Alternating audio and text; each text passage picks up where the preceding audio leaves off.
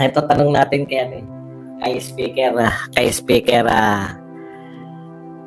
Martin, no? Speaker Martin, may immunity po ba kayo sa kasinungalingan, no? Lahat ng akusasyon kay Speaker Martin, ang isa lang po ang sinasabi niya is either marites ka lang, walang katotohanan. Ang dami. Nariyan yung Vice President, nariyan yung pinsan niyang senador, Senator Amy, nariyan si Mig Subiri, mga senador, yung mga congressman, kapwa niya congressman na si Alvarez, si Pulong, Congressman Pulong, at saka tong si Congressman Lagman, no? Nagsasabi na siya yung utak niya. Ibig sabihin, lahat ng sabihin ninyo tungkol, simple lang po ang sasabihin niya, i-deny lang. Grabe, no?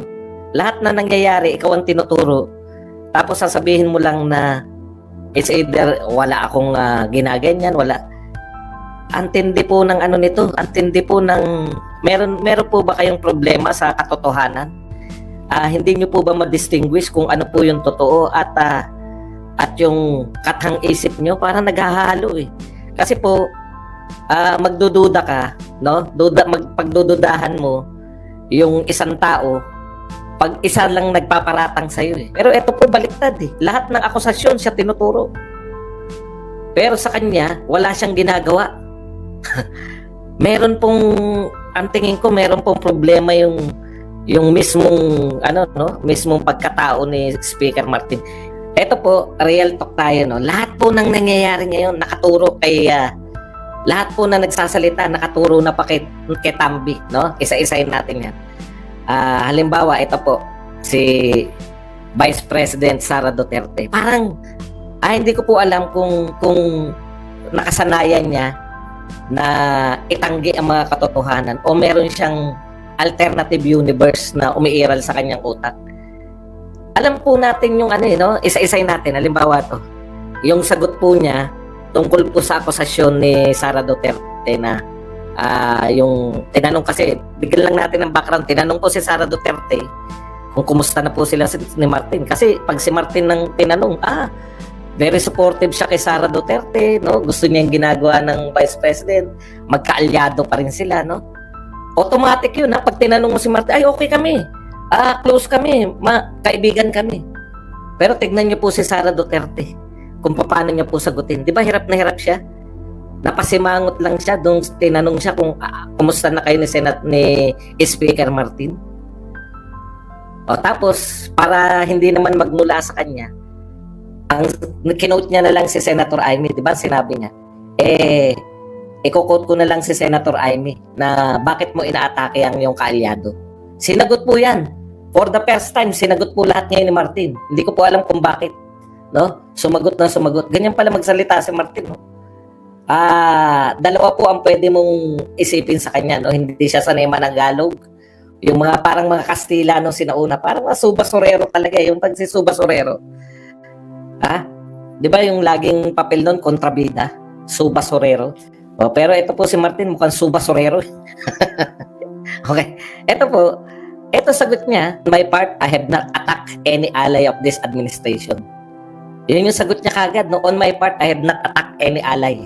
I do not know what she's talking about. For the Vice President, I respect the BP. As my BP, as my Secretary of Education, she has my full support. I don't know what I have said or done to attack her. Please identify those actuations, if any. Ako na po mag-identify, wag na po si BP. Kung nakikinig siya sa mga marites o kaninong senadora dyan, that's up to her.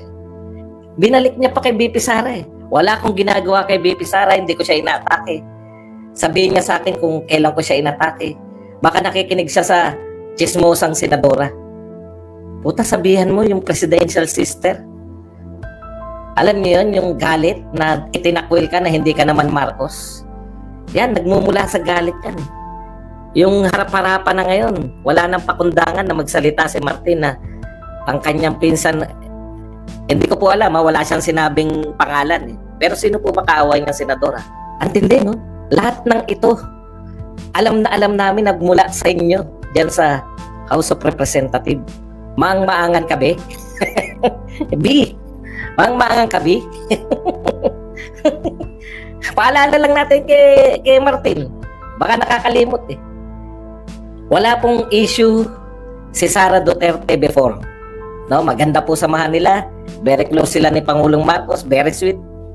Wala pong kaabog-abog, biglang pinalutang ni Franz Castro na may issue ng confidential fund. Di po ba? Hindi ikaw personally. Ang ibig yata sabihin ni Ferdinand Martin Romualdez, yung siya mismo yung umatake, yung siya mismo yung Franz Castro. Hindi mo naman kinakailangan ikaw, kaya ka nga may attack dog eh. Para saan pa yung attack dog kung ikaw mismo yung atake? Hindi ikaw ang umatake kay Sara Duterte. Pina-atake mo siya sa mga attack dog mo. Kay Franz Castro, sa mga Makabayan Black, tapos sinuportahan nila Kimbo at ng mga iba pang mga congressman. Pinasama nila Castro yung confidential fund at tinanggal ninyo, kasama ka. Nag-pronounce ka nun, ininsulto mo pa nga si Vice President. Kala mo hindi namin natatandaan yun. Sabi mo pa nga, sabi naman ni Vice President, bahala na raw kami sa Kongreso na dyan sa confidential fund. Kaya namin siya tinanggalan. Di ba naiisip yun? Pinasama yung confidential fund. Tapos, tinanggalan mo ng confidential fund. Hero ka ngayon, di ba? Parang hero ka. Dahil masama yung confidential fund, tinanggalan mo siya. Hero ka ngayon. Pahero ka. Tapos wala kang ginagawa. Pagtatanggol nyo si Franz Castro, laban kay Tatay Digong, congressman din yun. Hindi ba congressman din yung meron din kayong HOR resolution na papasukin ng ICC? Hindi ba congressman at katabi mo pa habang sinasabi mo tong mga bagay na to? Katabi mo yung congressman na nag-akusa, si congressman ko, nag-akusa kay Pulong na mayroong 51 billion sa Davao City. Tapos sasabihin mo, hindi ka umaatake. Pinigilan mo ba itong mga to? Sinabihan mo ba man lang, o kaalyado natin yan? Huwag yung atakihin. Hindi naman eh. Hindi nga ikaw, kaya ka nga may attack dog eh. First denial niya yan. Hindi niya inaatake si Sara Duterte. Bakit tayo nagkagulo?